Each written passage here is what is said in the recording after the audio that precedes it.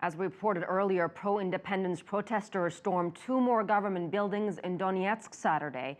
It's believed to be a revenge attack for the clashes in Odessa.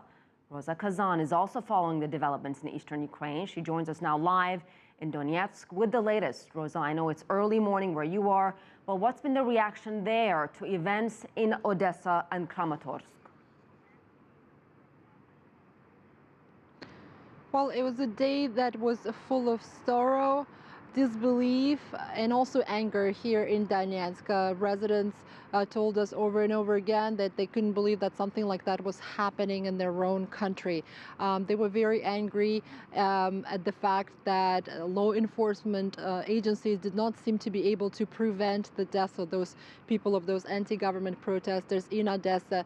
And the anti-government protesters here, the Donetsk, the self-proclaimed Donetsk People's Republic, called for a rally in protest against this loss of life in Odessa. And at that rally, they addressed the local residents who came there to join their self-defense, so-called self-defense forces. And the rally was peaceful, but then several hundred demonstrators, several hundred anti-government protesters started marching towards the security services building here in the region, in the regional building, and they basically didn't meet any resistance. There was no police inside.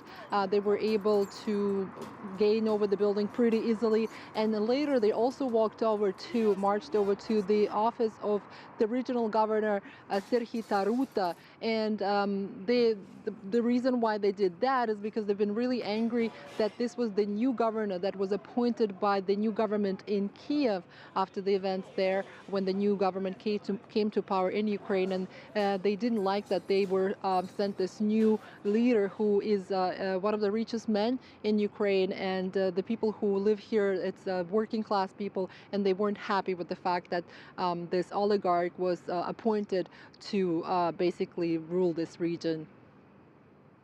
Do they still support ousted President Viktor Yanukovych?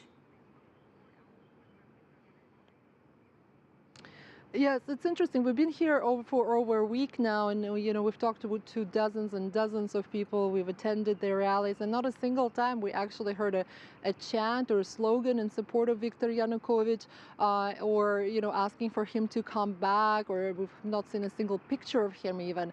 And it's really interesting actually, because if you look at the results of the last presidential elections when Viktor Yanukovych came to power in 2010, this region, the Donetsk region, around 80% of the population here, of those who came to vote, about 80% voted for him, and they told us that they believe that his party, the region's party, was really the only party that was representing the interest of the people who live here, to protect their right to speak Russian, and at the same time, they feel that he's betrayed them. He did not make sure that the country came to the brink of this very violent, this very turbulent situation. So they feel betrayed by him, and therefore they do not support him any longer. All right, thank you so much, Roza Kazan, joining us live from eastern Ukraine.